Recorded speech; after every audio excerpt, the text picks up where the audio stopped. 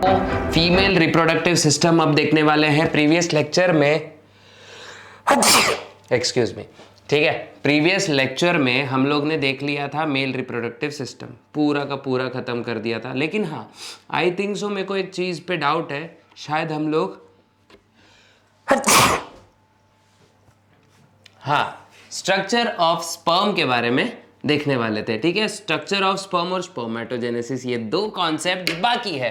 तो अभी क्या करते हैं, इन दो कॉन्सेप्ट्स का ही शुरुआत करते हैं। क्या करते हैं बच्चा, इन दो कॉन्सेप्ट्स का हम क्या करेंगे, शुरुआत करेंगे।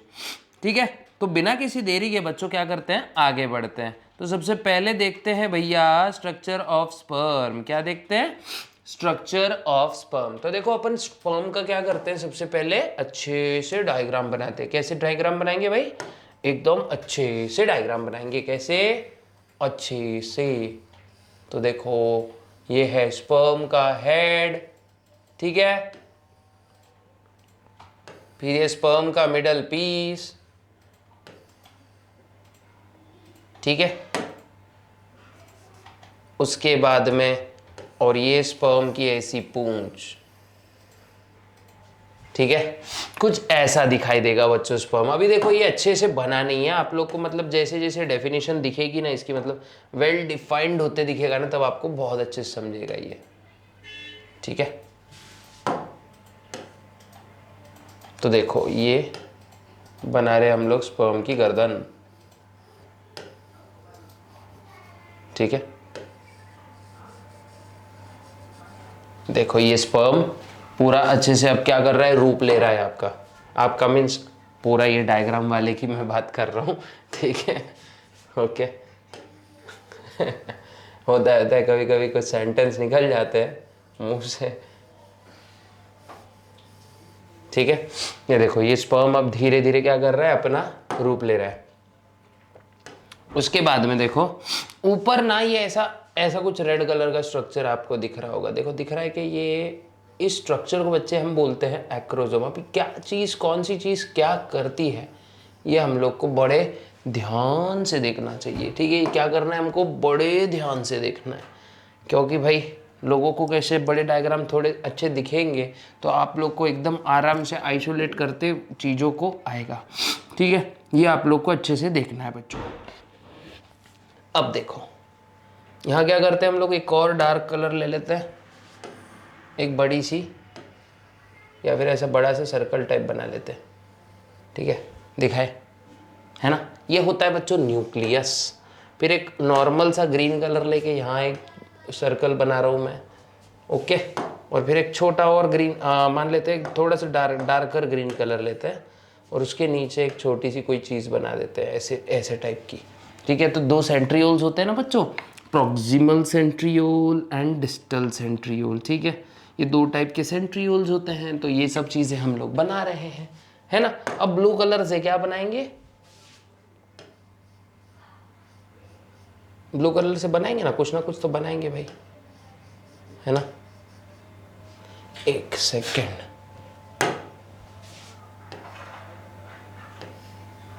तो बच्चा ये ब्लू कलर से क्या है, ये स्पाइरल से अपना जो स्पाइरल शेप का, या फिर मैं थोड़ा और एक अच्छा पर्पल कलर ले लेते चलो।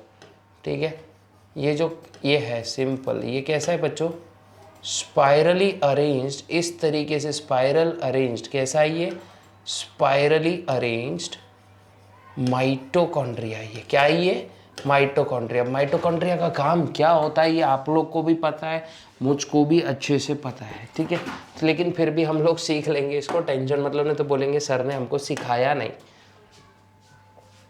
और देखो ये चीज़ है, ये फ्लैजेला है बच्चों, ये टेल बोलेंगे इसको, है ना। ये देखो, और ये कुछ स्पर्म जो है ना, ह्यूमन स्पर्म कुछ एक ऐसी चीज दिखेगी। अब धीरे धीरे क्या करते हैं, इन सब को वो कर लेते हैं, लेबल कर लेते हैं। सबसे पहले ये इसको क्या बोलेंगे बच्चों आप लोग, एक्रोसोम। क्या बोलेंगे, एक्रोसोम। उसके बाद बच्चा ये होगा टेल। क्या होगा भाई, टेल। ठीक है, उसके बाद ये होगा तुम्हारा मिडल पीस तुम्हारा मीन्स स्पर्म का, ओके, मिडल पीस, क्या होगा ये, मिडल पीस। उसके बाद में देखो ये अंदर जो है ना पर्पल कलर से मैं बता रहा हूं वो है माइटोकॉन्ड्रिया। क्या है बच्चों, माइटोकॉन्ड्रिया।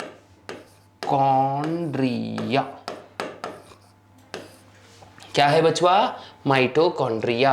फिर देखो ये है न्यूक्लियस। न्यूक्लियस तो सबको पता है ना क्या होता है भाई, न्यूक्लियस।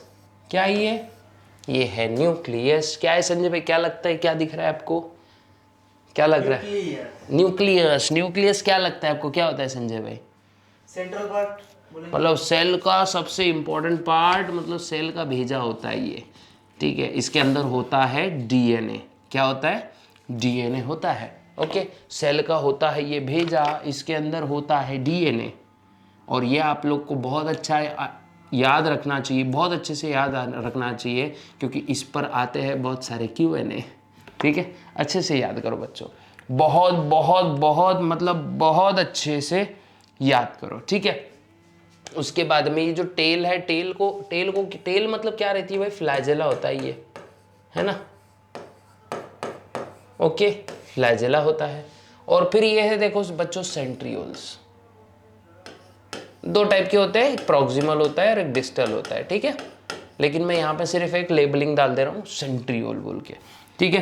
तो ये आप लोग को बहुत अच्छे से याद रखना है। शायद यहाँ तक आपको अच्छे से, बहुत मतलब बहुत अच्छे से तो नहीं बोलूँगा मैं, लेकिन चलो ठीक है, समझ गया रहेगा। अब क्या करते हैं, एक एक पार्ट को अच्छे से शॉर्ट नोट के फॉर्म में इसको हम लोग क्या करते हैं, अच्छे से सीख लेते हैं, ठीक है। चलिए सबसे पहले स्पर्म,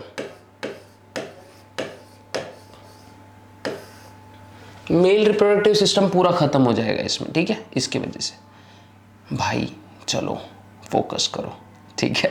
तो देखो स्पर्म, तो सबसे पहले और इम्पॉर्टेंट चीज़ क्या देख रहे हैं हम लोग स्पर्म के बारे में, कि भाई स्पर्म ये एक हैप्लॉइड सेल होता है। क्या होता है भाई, हैप्लॉइड होता है, ये आप लोग को याद रखना है, हैप्लॉइड। उसके बाद में होता है ये नॉन मोटाइल। कितना होता है, कैसा होता है, नॉन मोटाइल। कैसा होता है भाई, नॉन मोटाइल। उसके बाद नॉन मोटाइल होता है। फिर उसके बाद में हैप्लॉइड देख लिया, नॉन मोटाइल देख लिया। इसके पार्ट्स कितने होते हैं बच्चों, इसके 3 या 4 पार्ट्स बोल देंगे, ठीक है। हेड, फिर नेक, मिडल पीस और टेल, ऐसा याद रखो। क्या क्या याद रख सकते हैं हम लोग, हेड, नेक, मिडल पीस और टेल, ठीक है। तो इसके कितने पार्ट्स होते हैं, 4 पार्ट्स। तो नंबर 1 हेड, नंबर 2 नेक, नंबर 3 मिडल पीस,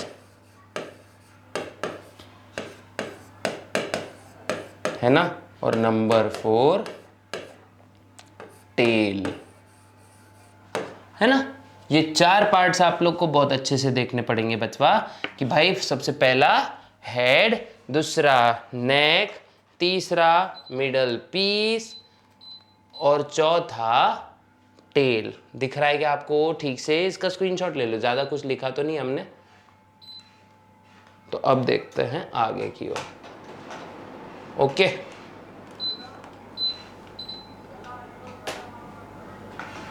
अब देखो बच्चों हेड देखते हैं, क्या देखते हैं, हेड। हेड के अलग अलग पॉइंट्स लिख लेते हैं, ठीक है। तो हेड में सबसे पहले क्या होता है भाई, सबसे पहले ओवल शेप का होता है। पहला पॉइंट क्या बनता है अपना, ओवल शेप्ड।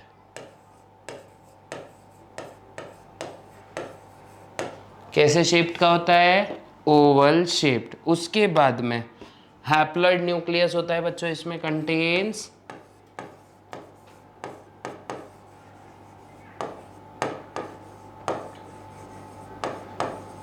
Haploid nucleus. क्या होता है इसमें बच्चा? इसमें होता है हैप्लॉइड न्यूक्लियस, और उसके बाद में अगर अपन आपके एकदम ठीक से नोटबुक टेक्स्ट बुक के हिसाब से जाए तो इसमें हैप्लॉइड न्यूक्लियस होगा। फिर इट ऑल्सो कंटेन्स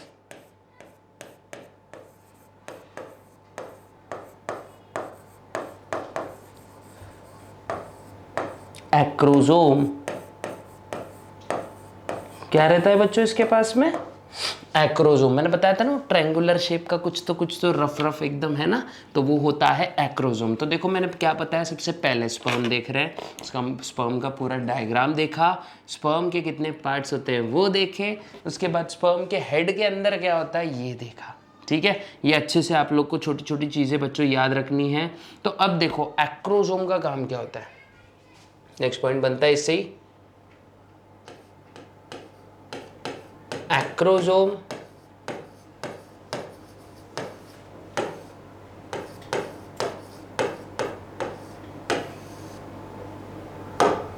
कंटेन्स, एक सेकेंड शेप आ गया था वहां पे, कंटेन्स हाइलुरोनिडेज। क्या होता है? हाइलुरोनिडेज। क्या होता है बच्चा इसके अंदर? Acrosome contains hyaluronidase. क्या होता है वापस बता रहा हूं मैं, एक्रोजोम के अंदर कौन सा एंजाइम होता है? हाइलुरोनिडेज। ठीक है, हाइलुरोनिडेज का काम क्या है? Hyaluronidase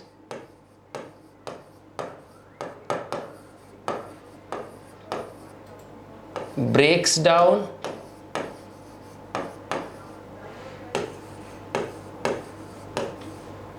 hyaluronic acid,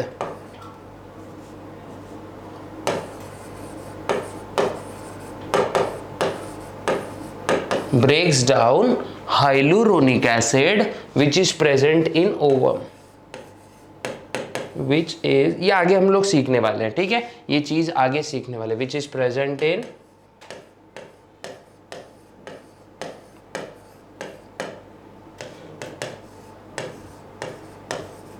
actually ovum के अंदर क्या होता है?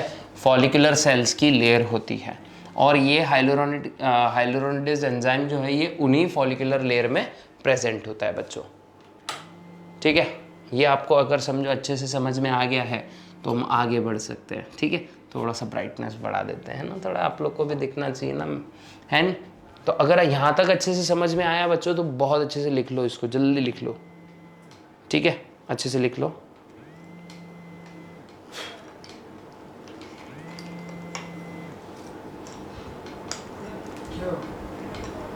कुछ नहीं, थोड़ा सा एंगल बदलने की कोशिश करेंगे इसका, बस ये कट करना पड़ेगा। ठीक है, जा रहे चलेगा। आपको भी लेट होगा ना खाना खाने को? क्या बोल?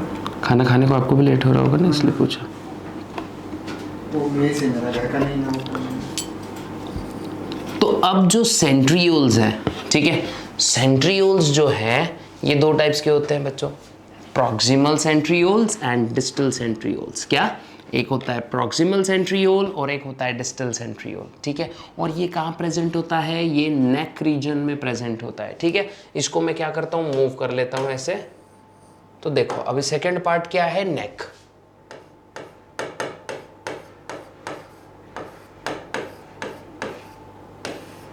बच्चों नेक, ठीक है, शॉर्ट होती है, उसके बाद शॉर्ट होती है और उसके बाद क्या है? Contains centrioles. क्या होते हैं इनके पास? It contains centrioles. नंबर 1, या फिर ए लिख देंगे, प्रॉक्सिमल सेंट्रियोल,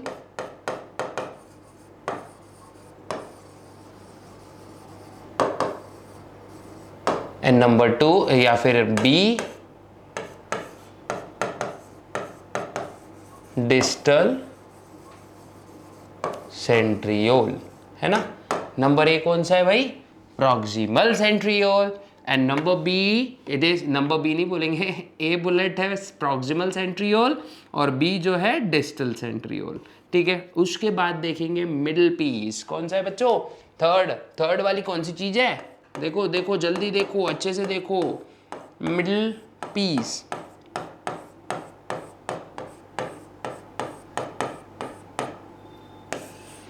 देखो भाई कौन सी चीज है, मिडिल पीस, ठीक है। तो जो मिडल पीस है ना बच्चों, ये इसके अंदर क्या होता है, it has axial filament surrounded by 10 to 14, देखो ये चीज याद रखो, ये आपको अच्छे मार्क्स दिला सकती है, 10 to 14 spiral turns of mitochondria. क्या क्या होते हैं भाई, इट इज सराउंडेड बाय, सबसे पहले किससे सराउंडेड है, देखो वापस देखते हैं, it is surrounded by axial filaments, किससे सराउंडेड है, सबसे पहले इट कंटेन्स एक्सियल फिलामेंट, और यही एक्सियल फिलामेंट के आजू बाजू क्या लपेटा जाता है, माइटोकॉन्ड्रिया, ठीक है, contains axial filaments, first point बनता है, इट कंटेन्स एक्सियल फिलामेंट। उसके बाद एक्सियल फिलामेंट के बाद में क्या होता है, axial filament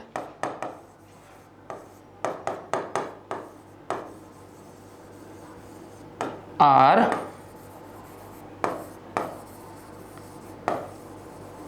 surrounded by, axial filaments are surrounded by, किससे सराउंडेड होते हैं बच्चों, 10 से लेके 14 spirally arranged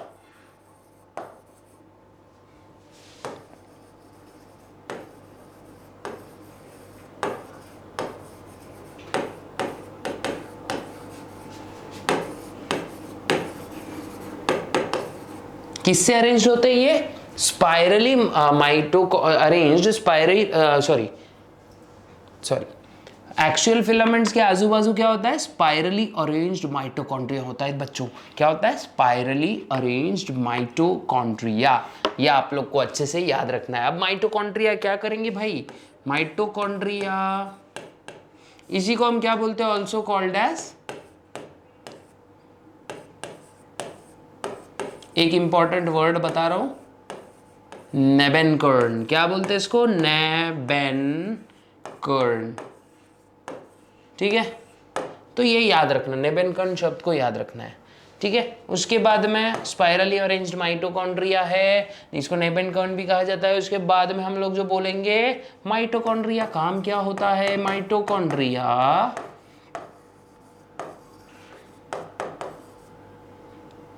helps to provide, वही इसका हमेशा से काम क्या है, energy, helps to provide energy to sperm so it can swim through vaginal tract, ठीक है। सो ये क्या कर सकता है, स्विम करते करते जा सकता है वेजाइनल ट्रैक्ट में, और ये आपको बहुत अच्छे से याद रखना है, ठीक है। तो माइटोकॉन्ड्रिया का आपको जो मोटाइल होता है ना स्पर्म, तो वो मोबिलिटी के लिए उसको जो एनर्जी चाहिए, तो वो सब किससे आ रही है, यही माइटोकॉन्ड्रिया से आएगी। तो देख लो बच्चों, ये जल्दी से अच्छे से लिख, इसका स्क्रीनशॉट निकाल लो फटाक से, ठीक है। अब देखते हैं बच्चा, आगे जाते हैं, आगे बढ़ जाते हैं थोड़ा सा। उसके बाद में आता है भाई मिडिल पीस, तो देख लिया। अब देखते हैं टेल, क्या देखते हैं, टेल, चौथा वाला पार्ट कौन सा है, चौथा पार्ट, चौथा पार्ट कौन सा है भाई, टेल, ठीक है। तो पूंछ देखते हैं।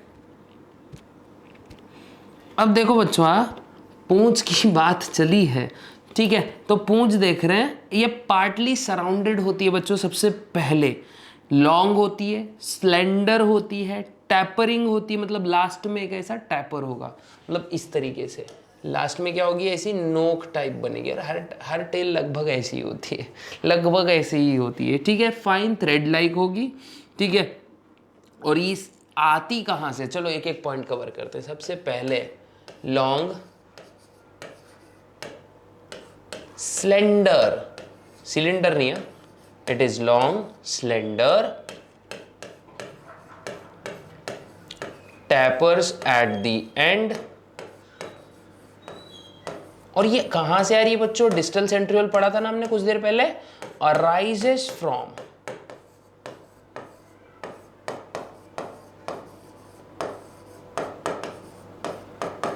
डिस्टल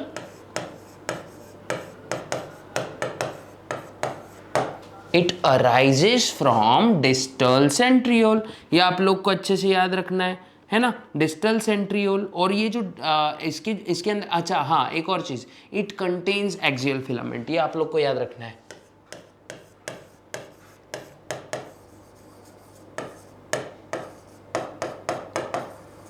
एक्सियल फिलामेंट्स,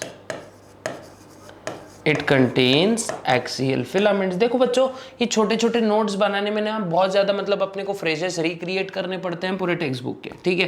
पूरे फ्रेजेस मेरे को रिक्रिएट करने पड़ते हैं जस्ट आपके लिए। तो आप लोग को अगर पता है कि नहीं यार केसी सर अपने बहुत ज़्यादा मेहनत कर रहे हैं, तो आप लोग ने भी क्या करना चाहिए पता है क्या? ज़ोरदार जाके लाइक शेयर सब्सक्राइब करना चाहिए चैनल को। और हाँ शेयर भी करना चाहिए, अभी बोला शायद लाइक शेयर सब्सक्राइब करना चाहिए। और हाँ अगर डाउट आ रहे हैं ना तो चुपचाप से कमेंट बॉक्स में अपने डाउट्स डालने चाहिए। लेकिन क्या करते हैं बच्चों आप लोग पता है क्या? फटाक से आधी वीडियो देखते हो और भग जाते हो, है ना। मतलब फिर मतलब ऐसे चलते रहता है आपका ऐसे यार। मतलब स्टेबिलिटी इंपॉर्टेंट है। अंत तक देखने का वीडियो को क्या करना है आप लोगों ने? वीडियो को देखना है अंत तक, ताकि आप लोग को कॉन्सेप्ट क्या चल रहा है समझ आ जाएगा। और अगर कॉन्सेप्ट एकदम अच्छे से समझ गया ना तो गुरु जिला हिला दोगे तुम लोग एग्जाम में, समझ रहे हो? ठीक है, जिला हिला दोगे पूरा का पूरा एग्जाम में। अच्छे से काम करो ना गुरु, काहे टेंशन ले रहे हो, ठीक है। तो ये आप लोगों ने अच्छे से याद रखना है कि उसके पास क्या क्या चीज़ें होती हैं। और पार्टली ये चीज़ ना बच्चों प्लाज्मा मेम्ब्रेन से सराउंडेड होती है, ये याद रखना है, ठीक है। और जो पार्ट पे प्लाज्मा मेम्ब्रेन नहीं होता है, देखो द पार्ट, यहाँ पे मैं इन्वर्टेड कॉमर्स में लिख देता हूँ, the part where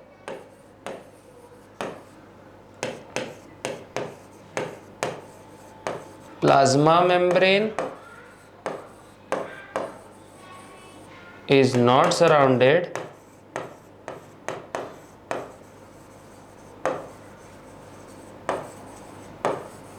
is called as, the part where plasma membrane is not surrounded is called as end piece। क्या बोलेंगे इसको? end piece। तो अगर आप लोग को स्पर्म पूरा अच्छे से समझ में आ गया होगा तो देख लो बच्चों, इसका भी स्क्रीनशॉट निकाल लो, ठीक है। चारों पार्ट्स देख लिए, अच्छे से समझने की कोशिश कर ली। अब देखते हैं ना बच्चा, हम देखते हैं गैमेटोजेनेसिस में, जिसमें पहला देखेंगे स्पर्मेटोजेनेसिस, ठीक है। अब इसको आगे बढ़ा देते हैं, मतलब पूरा का पूरा ह्यूमन रिप्रोडक्शन को ही खत्म कर देते हैं। खत्म मीन्स कंप्लीट कर लेते, कवर कर लेते, ठीक है। तो अब देखेंगे बच्चों हमारा नया टॉपिक क्या है? स्पर्मेटोजेनेसिस। क्या है? स्पर्मेटोजेनेसिस। वापस बोलो बच्चा, स्पर्मेटोजेनेसिस, है ना। क्या है हमारा नेक्स्ट टॉपिक? स्पर्मेटोजेनेसिस, ठीक है। तो what is mean by spermatogenesis? तो देखो भाई, फॉर्मेशन ऑफ स्पर्म इतना याद रखना, जेनेसिस मतलब स्पर्म्स, स्पर्मेटो मतलब स्पर्म्स का नहीं, जेनेसिस मतलब फॉर्मेशन, स्पर्मेटोजेनेसिस स्पर्मेटो मतलब स्पर्म्स का। That's why what is mean by spermatogenesis? It is nothing but formation of sperms. ज्यादा इंग्लिश हो गया ना, ठीक है भैया। Formation of sperms is called as spermatogenesis. शायद समझ गए होंगे आप, ठीक है। तो सिंपल लिख देता हूं मैं यहां, फॉर्मेशन ऑफ स्पर्म्स, है ना, इज कॉल्ड एज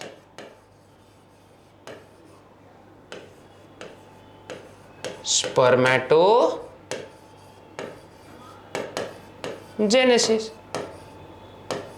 अब स्पर्म्स बोलो या स्पर्मेटोजोआ बोलो, ठीक है। तो यहां पे देखो आप लोग के बुक के हिसाब से फॉर्मेशन ऑफ मेल गैमेट जो कि स्पर्म इसी को हम स्पर्मेटोजोआ भी बोलते हैं। स्पर्म को क्या बोलेंगे बचवा? स्पर्म को क्या बोलेंगे? Spermatozoa, spermatozoa. ठीक है, स्पर्म को ही बोलते, तो कंफ्यूज मत हो जाओ, नहीं तो तुम्हारा जिला हिल जाएगा, प्रॉब्लम हो जाएगा, एग्जाम में टेंशन आ जाएगा और आपका मार्क्स भाग जाएगा। तो ऐसा नहीं होना चाहिए, इसीलिए आपको ये टॉपिक ठीक से पता होना चाहिए। ठीक है, तो आप मुकेश नायक फिजिक्स ज्ञान मुकेश नायक चैनल पे आइए, है ना। अगर आपको सही कॉन्सेप्ट चाहिए तो फिजिक्स ज्ञान मुकेश नायक पे आइए, सब्सक्राइब कराइए और खुद भी करिए। ठीक है, बार बार इट्स टोटली इंसेन मैन। ठीक है, तो देखो स्पर्मेटोजोआ, यहाँ तक तो आपको ठीक से पता चल गया। लेकिन इसके ना बच्चों, इसके ना क्या होते हैं पता है क्या? इसके सर्टन काइंड्स ऑफ स्टेप्स होती हैं। ठीक है, क्या होते हैं बच्चे? सर्टन काइंड्स ऑफ स्टेप्स, और इन्हीं स्टेप्स को हम लोग स्टेप बाय स्टेप सीखेंगे। ठीक है, धीरे धीरे सीखते हैं। तो देखो, स्पर्मेटोजेनेसिस, तो बच्चा इसमें देखो होते हैं टोटल इन ऑल 3 फेजेस, है ना। कितने फेजेस होंगे भाई? 3 फेजेस होंगे। तो सबसे पहला वाला फेज है बच्चा इसमें मल्टीप्लिकेशन फेज। पहला फेज क्या है? मल्टीप्लिकेशन। क्या? Multiplication phase. क्या है भैया? Multiplication phase. सेकंड है ग्रोथ, सॉरी ग्रोथ बोल रहा हूँ, एक मिनट। फर्स्ट है मल्टीप्लिकेशन फेज, सेकंड है ग्रोथ फेज, सही बोला था मैंने, और थर्ड है मैचुरेशन फेज। देखो क्या है, 3 steps, multiplication phase, growth phase और लास्ट है मैचुरेशन फेज, है ना। ये 3 फेजेस है बच्चा। देख लो, जल्दी से स्क्रीनशॉट निकाल लो। मैं ज़्यादा नहीं लिखा है वैसे, आप लोग मारोगे मुझको यार सच में। ठीक है, अब देखते हैं आगे कहाँ जा रहे हो, भागे भागे देखते हैं आगे आगे। ठीक है, तो सबसे पहली चीज स्पर्मेटोजेनेसिस हम लोग को ठीक से अच्छे से समझ लेना है बच्चा पहले। तो देखो, सबसे पहले क्या होता है, अपन ने डेफिनेशन तो ठीक से देख लिया। ठीक है, डेफिनेशन तो देख लिया। ये कब शुरू होता है स्पर्मेटोजेनेसिस में? अब आप लोग को यहाँ मैं इन डेप्थ नोट्स लिख के देता हूँ। ठीक है, स्पर्मेटोजेनेसिस,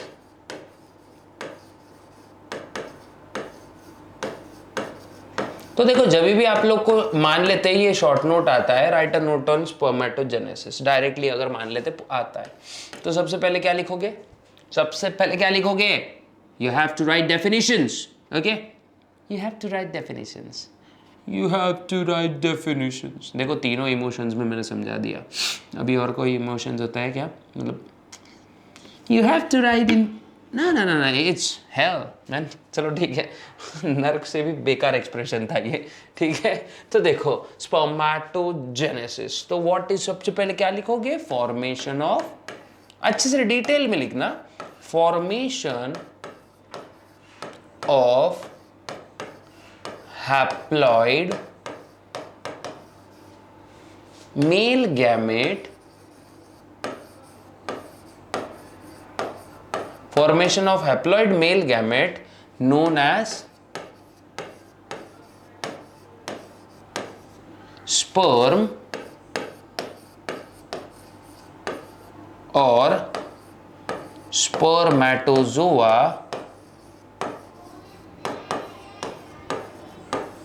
जाओ हो गया हो जोआ। देखो, formation of haploid male gamete known as sperm और स्पर्मेटोजोआ फ्रॉम जर्म सेल बोलो या स्पर्मेटोगोनिया बोलो। ठीक है, from spermatogonia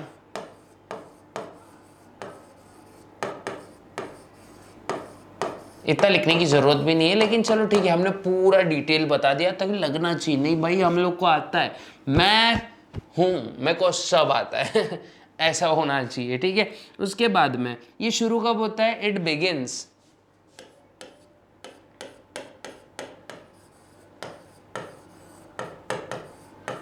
with puberty. Puberty के बाद ये चालू हो जाता है, मतलब प्यूबर्टी जैसे शुरू हो गई ना बच्चों, मतलब भैया गर्म खून हो रखा है ना। तो जैसे जैसे आप लोग बोलते ना गर्म खून हो रखा है, मतलब बच्चा मतलब बोलते नहीं क्या, लौंडा जवान हो रहा है, ठीक है, मतलब हर किसी के घर में बोलते हैं, है ना, पोट्टा जवान हो रहा है भाई, है कि नहीं। तो ये जो पोट्टा जवान हो रहा है इसका मतलब क्या है भाई, टेस्टोस्टेरॉन वगैरह भाई ज़बरदस्त तरीके से खून में दौड़ रहा है, अंदर से नए नए कैरेक्टरिस्टिक्स बाहर आ रहे हैं। तो उसी के साथ क्या होता है, रिप्रोडक्टिव एनालिसिस को अगर देखें तो स्पर्म्स भी बनना स्टार्ट हो जाते हैं। इसके लिए देखो सबसे इंपॉर्टेंट है, at the onset of puberty the hypothalamus begins the secretion of hormone. कौन से निकलते हैं देखो, gonadotropin releasing hormone, it initiate significant increase in the secretion of follicle stimulating hormone. तो गोनाडोट्रोपिन रिलीजिंग हार्मोन ये किसको स्टिमुलेट करता है भैया, एफएसएच को बढ़ाओ। फिर एफएसएच, अब देखो ये पूरा सीन दिखा रहा हूं मैं आपको। Each seminiferous tubule is lined by single layer of cuboidal epithelium called as germinal epithelium. These germinal epithelium undergo spermatogenesis to form sperms। Last में एकदम अच्छे से बताया, ठीक है। सबसे पहले क्या, जीएनआरएच रिलीज होएगा, फिर वो एफएसएच को रिलीज करवाएगा और फिर धीरे से स्पर्म्स बन जाएंगे, ठीक है, ओके। तो मैं सिंपल यहां लिख देता हूं, गोनाडोट्रोपिन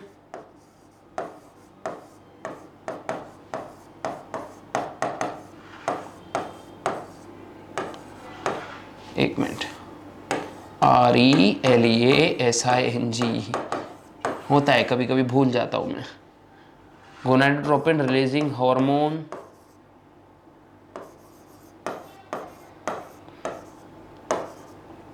स्टिम्युलेट्स, क्या स्टिम्युलेट्स करेगा बच्चों, ये क्या स्टिम्युलेट करेगा, एफएसएच, मतलब क्या, फॉलिकल स्टिम्युलेटिंग हार्मोन, ठीक है, एफएसएच सिक्रीशन, ठीक है, एफएसएच सिक्रीशन ये प्रमोट करेगा, या फिर initiates the significant increase in the secretion of follicle stimulating hormone which induces spermatogenesis. मतलब इसका मतलब क्या है, FSH induces spermatogenesis.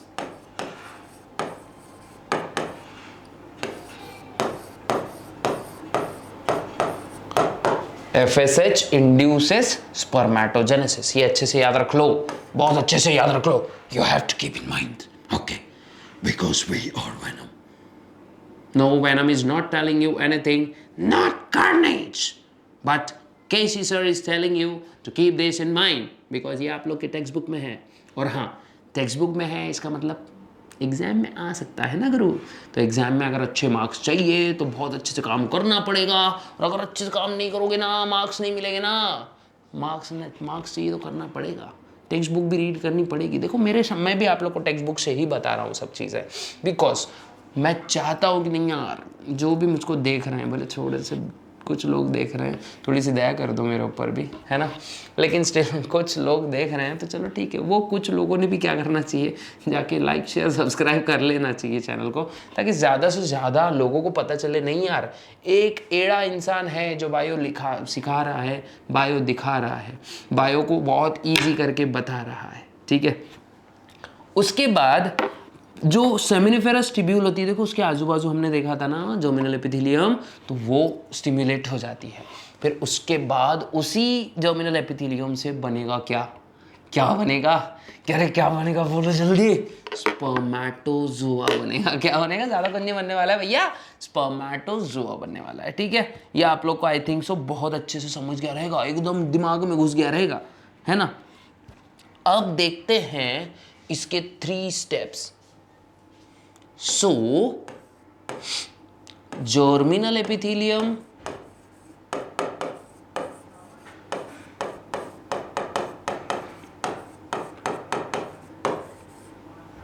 Gets stimulated. FSH अब किस पे एक्ट करेगा? जर्मिनल एपिथेलियम पे। And hence what happens? And hence spermatogenesis takes place.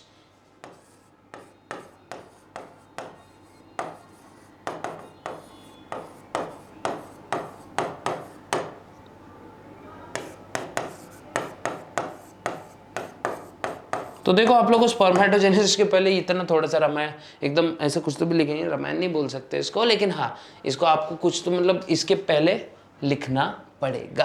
क्या करना पड़ेगा?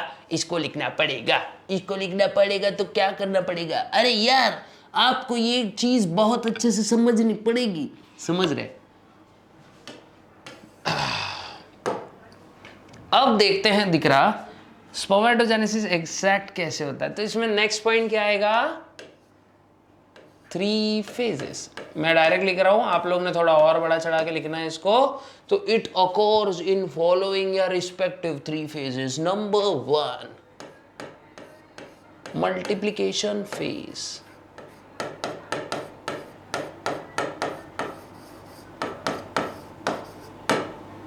ठीक है, नंबर 1 मल्टीप्लिकेशन फेज।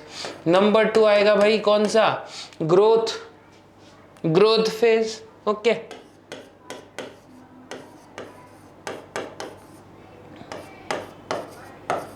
बीच में कैपिटल आ गया। Number 3 maturation phase.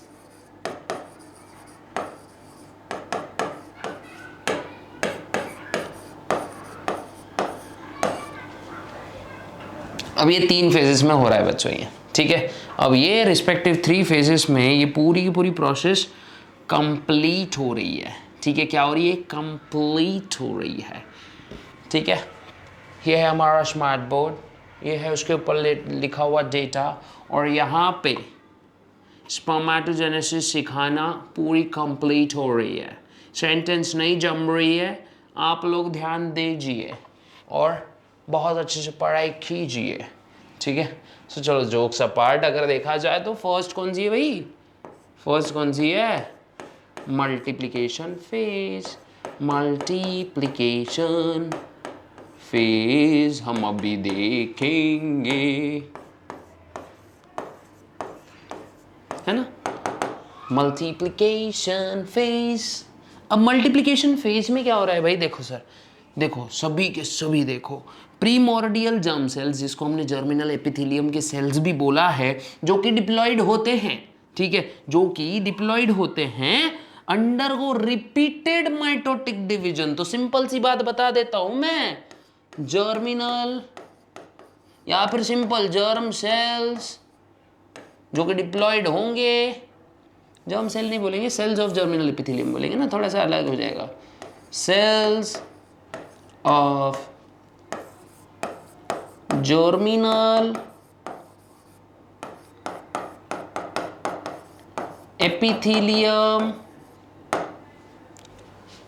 विचार कैसे भैया? ये लिखना भूलो मत। हाँ, डिप्लॉयड होते हैं, डिप्लॉयड होते हैं, याद रखो। डिवाइड्स रिपीटेड, या फिर डिवाइड्स, या फिर ऐसा लिखेंगे अंडरगोज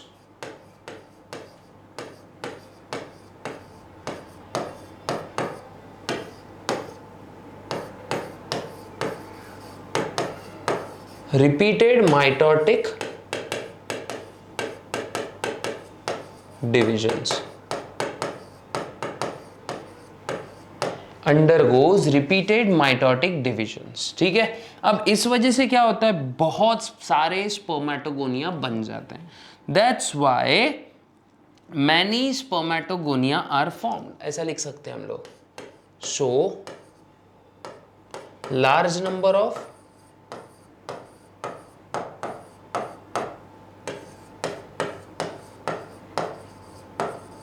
spermatogonia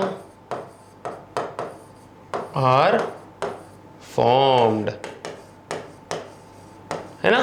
बहुत ही ज्यादा अमाउंट में स्पर्मेटोगोनिया बन रहे हैं बच्चों। ठीक है, ये तो आप लोग को समझ गया। इसके बाद सेकेंड फेज है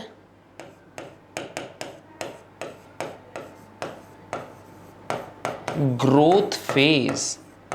देखो मैं आप लोग को बहुत अच्छे से चीजें बताऊंगा। देखो यहां बन गया हमारा man large number of spermatogonia are formed. ठीक है, गोनिया, गोनिया भर के लेके आया। गोनिया में बहुत सारी चीजें होती है ना, गोनिया से याद रखना, बहुत सारे स्पर्म्स, मतलब डेवलपिंग स्पर्म्स। उसके बाद में देखो ग्रोथ फेज। अब यही स्पर्मेटोगोनिया क्या करेंगे बच्चों, ग्रोथ करेंगे, न्यूट्रिशन लेंगे। ठीक है, तो spermatogonia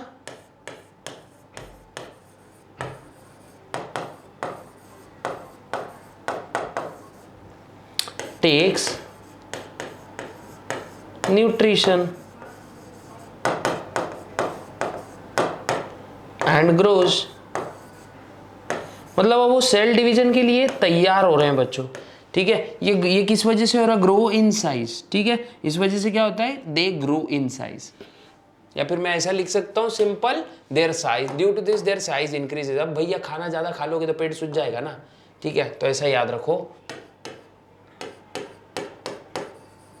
there size increases.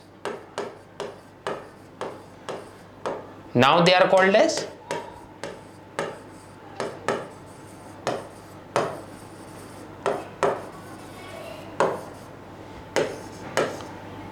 Primary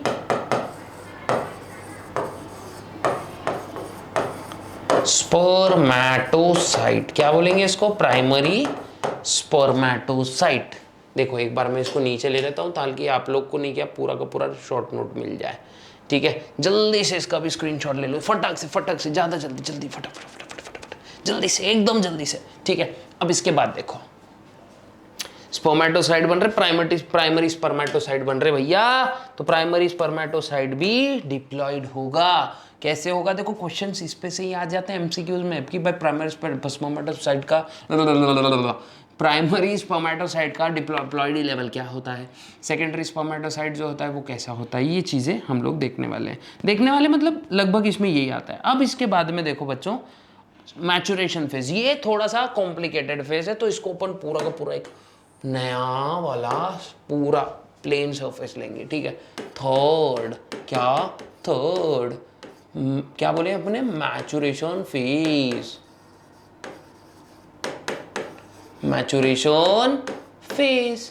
okay, maturation phase देखेंगे। तो मैचुरेशन फेज में सबसे पहले क्या होता है, इसमें होता है मियोटिक डिवीजन। ठीक है, क्या होगा, प्राइमरी स्पर्मेटोसाइट। पहला पॉइंट क्या मिलेगा अपने को, प्राइमरी, मैं 1 डिग्री लिख देता हूँ, केमिस्ट्री में घुस जाएंगे थोड़ा सा। प्राइमरी स्पर्मेट, आपको पूरा ही लिखना पड़ेगा,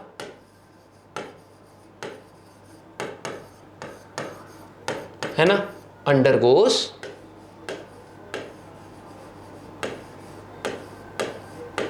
मियोसिस, है ना, इट अंडरगोज मियोसिस या फिर मियोटिक डिवीजन या फिर रिडक्शन डिवीजन, ऐसा भी इसको बोल सकते हो। इट इन्वॉल्व्स मियोसिस या फिर रिडक्शन डिवीजन। ठीक है, एक बात अच्छे से याद रखना, अगर रिडक्शन डिवीजन होगा तो सबसे पहले क्या होगा भाई, रिडक्शन डिवीजन अगर होगा तो बनेगा सेकेंडरी स्पर्मेटोसाइट। क्या बनेगा, सेकेंडरी स्पर्मेटोसाइट। तो अगर एक स्पर्मेटोगोनियम में या फिर प्राइमरी स्पर्मेटोसाइट में ये डिवीजन हो रहा है तो उससे बनेंगे 2 हैप्लॉइड secondary spermatocyte. ठीक है, hence from each cell 2 haploid secondary spermatocytes are formed which contains 23 chromosomes. diploid में 46 होते हैं, इसमें 23 होते हैं। ठीक है, तो meiosis 1, तो इसको क्या लिखता हूं मैं, it undergoes meiosis 1. so haploid N लिख देता हूं, सेकेंडरी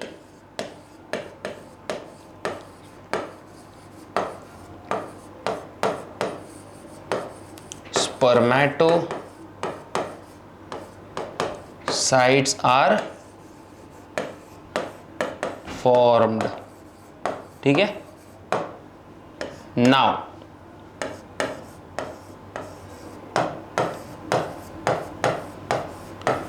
secondary spermatocyte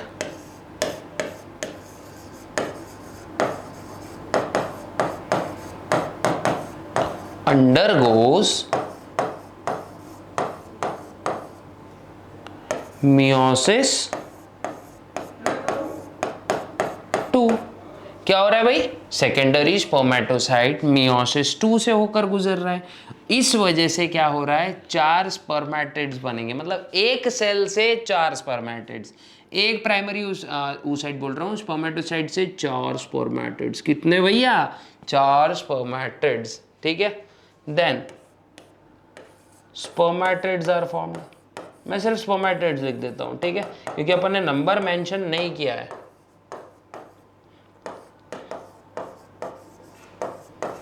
हेंस अब क्या बन रहे हैं, स्पर्मेटिड्स आर फॉर्म्ड, ओके। अब स्पर्मेटिड्स कैसे होते हैं, spermatids are non functional non motile. तो इसका क्या होता है, पहले मतलब असेंबली होना जरूरी है ना, तो एक प्रोसेस होती है जिसकी वजह से स्पर्मेटिड स्पर्मेटोजोआ में कन्वर्ट होता है, उसको हम बोलते हैं स्पर्मियोजेनेसिस, ठीक है। क्या बोलेंगे बच्चे, स्पर्मियोजेनेसिस। तो सबसे पहले क्या बोलते हैं, स्पर्मेटिड्स आर फॉर्म्ड, उसके बाद में क्या बोलेंगे, स्पर्मेटिड्स जो होते हैं are non functional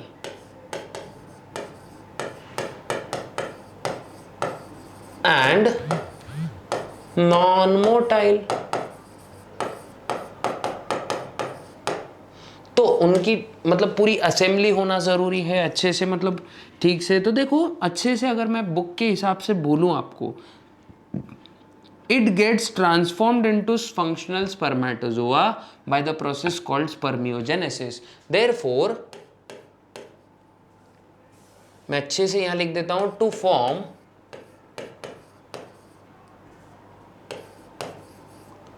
functional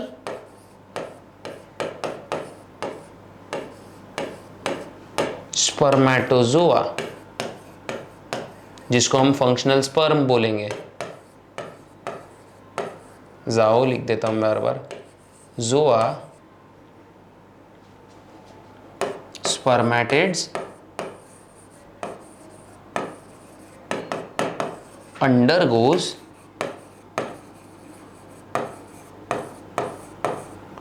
the process of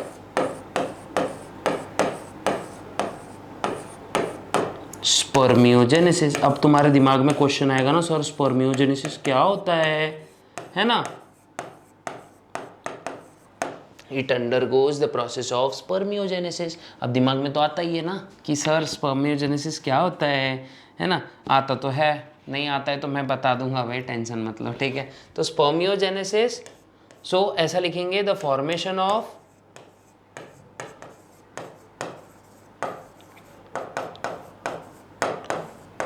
functional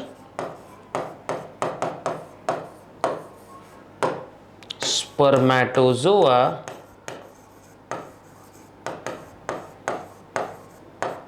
from spermatid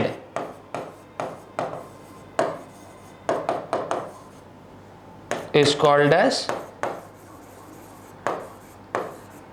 इसी को क्या बोलेंगे, from functional spermatid is called as spermiogenesis. देखो बड़ी चालाकी से हमने क्या किया पता है क्या, सेम पॉइंट को 2 बार अलग अलग अच्छे से लिख दिया, एक में उसका डेफिनेशन, एक में पॉइंट लिख दिया। तो ये अच्छे से देखो, और इसी तरह एक फंक्शनल स्पर्मेटोजोआ बनता है, ठीक है। इसी तरह एक फंक्शनल स्पर्मेटोजोआ बनता है। जल्दी से इसको क्या कर लो बच्चों, इसका स्क्रीनशॉट निकाल लो। क्या निकाल लो भैया, स्क्रीनशॉट निकाल लिया जाए। अच्छे से देख लो बच्चों। अब देखो, अब ये जो स्पर्म्स है सर्टोलाइज सेल्स के साथ में क्या होते हैं, कनेक्टेड होते हैं, और कनेक्टेड होने के बाद में क्या होता है, मतलब ये न्यूट्रिशन लेते रहते हैं, फिर डिस्टल सेंट्रियल मतलब इनके प्रॉपरली अरेंजमेंट होगा, और फिर उसके बाद में पूरा का पूरा जब सिस्टम अच्छे से हो जाएगा, धीरे से ये स्पर्म्स भेज दिए जाएंगे। कहाँ भेज दिए जाएंगे, अगर मान लो उस समय इजैकुलेशन होता है तो फिर उनको फंक्शनल स्पर्म्स को आगे ढकेल दिया जाता है, और ऐसे पूरा का पूरा प्रोसेस होता है। तो आपको मैं क्या बताता हूँ बच्चों, ये पूरा प्रोसेस ना एक नॉर्मल से फ्लो चार्ट के फॉर्म में बताता हूँ मैं। तो देखो, प्रीमॉर्डियल प्राइमोर्डियल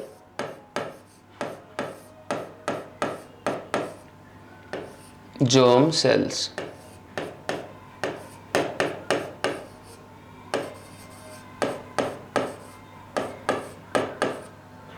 एपिथीलियम पूरा लिख देंगे, cells, primordial germinal epithelium cells, है ना। प्राइमोर्डियल जर्मिनल एपिथीलियम सेल्स, इनका क्या होता है भाई पहले, अच्छा बड़ा लगाएंगे डायग्राम, अरे यार दो हो रहा है, माइटोसिस हो रहा है, क्या हो रहा है, ये कैसे थे, डिप्लॉइड, माइटोसिस हो रहा है, क्या तैयार हो रहा है भाई, प्राइमरी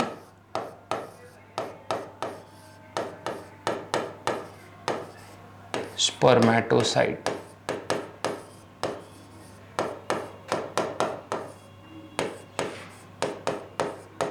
है ना, प्राइमरी स्पर्मेटोसाइट। अब प्राइमरी स्पर्मेटोसाइट का क्या होता है, ग्रोथ,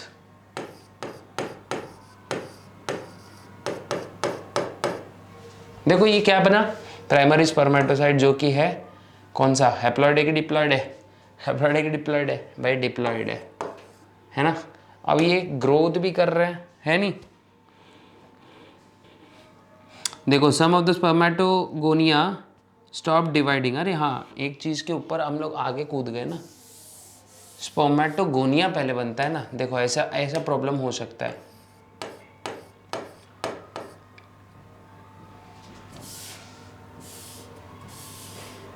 तो देखो बच्चों आपको मैं क्या करता हूँ, पूरा का पूरा स्पर्मेटोजेनेसिस एकदम शॉर्ट में बहुत अच्छे से एक फ्लो चार्ट के फॉर्म में समझाने की कोशिश करता हूँ। तो सबसे पहले प्रीमोर्डियल जर्मिनल सेल्स, क्या प्रीमोर्डियल जर्मिनल सेल्स, ये क्या होते हैं भाई, इनका क्या होता है, माइटोसिस होता है, क्या होता है, माइटोसिस। इसकी वजह से बहुत सारे डिप्लॉइड स्पर्मेटोगोनिया बन जाएंगे, क्या बनेंगे, स्पर्मेटोगोनिया, एक मतलब स्पर्मेटोगोनियम, बहुत सारे मतलब स्पर्मेटोगोनिया, ये कैसे होते हैं बच्चों, डिप्लॉइड ही होते हैं, ठीक है। फिर इन्हीं स्पर्मेटोगोनिया का एक ग्रोथ फेज से ये गुजरते, तो मैं यहां लिख ले रहा हूं ग्रोथ, और इनका साइज बढ़ जाता है, और साइज बढ़ने की वजह से क्या तैयार होता है भाई, प्राइमरी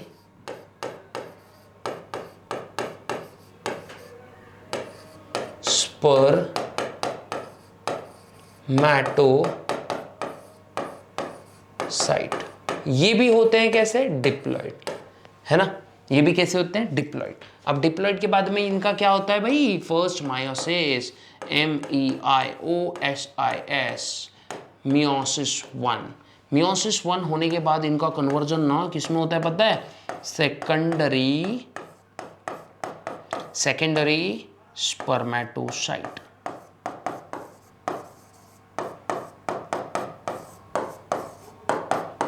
अच्छे से याद रख लो, अच्छे से, बहुत अच्छे से याद रखो, ठीक है।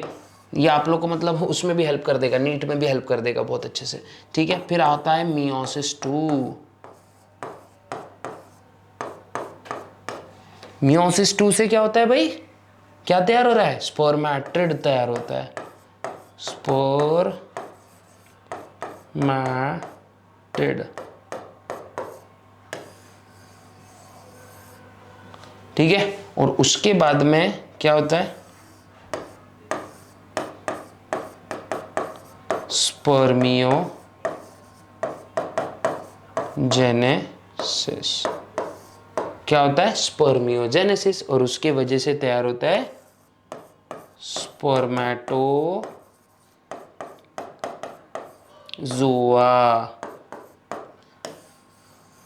अब ये सब हैप्लॉइड होंगे बच्चों, ये भी और ये तो चलो हाँ ये भी, और ये पूरा स्पर्मेटोजेनेसिस होता है।